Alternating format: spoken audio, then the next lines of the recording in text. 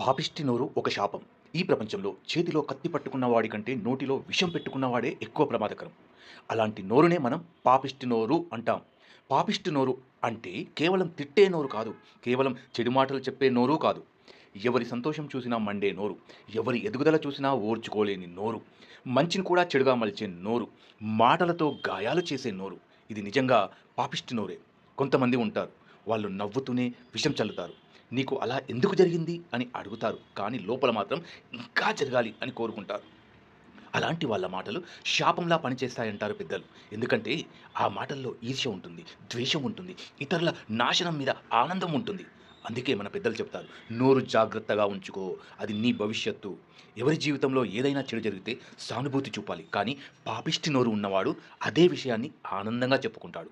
అదే తేడా మనిషికి నీచుడికి మధ్య. కానీ ఒకటి మాత్రం నిశ్చయం, పాపిష్టి నోరు ఎక్కువ కాలం గెలవదు. అలాంటి వాళ్ళ మాటలే ఒకరోజు వాళ్ళ జీవితాన్ని చిత్తు చేస్తాయి. ఎందుకంటే మంచి మాటలకు దేవుడు ఆశిస్తూ ఉంటుంది, చెడు మాటలకు కాలమే శిక్ష వేస్తుంది. మన పని ఒక్కటే, మన నోరు మంచిగా ఉంచుకోవడం, మన మనసు శుద్ధంగా ఉంచుకోవడం, ఎవరి మీద విషం చల్లకుండా జీవించడం. ఎందుకంటే మన మాటే మన గుర్తింపు, మన నోరే మన భవితవ్యానికి ద్వారం. పాపిష్టి నోరు ఉన్న వాళ్ళను దూరంగా పెట్టు, కానీ నీ నోరు మాత్రం ఎప్పుడూ దేవుడి మాటల మధురంగా ఉంచు అంటారు పెద్దలు.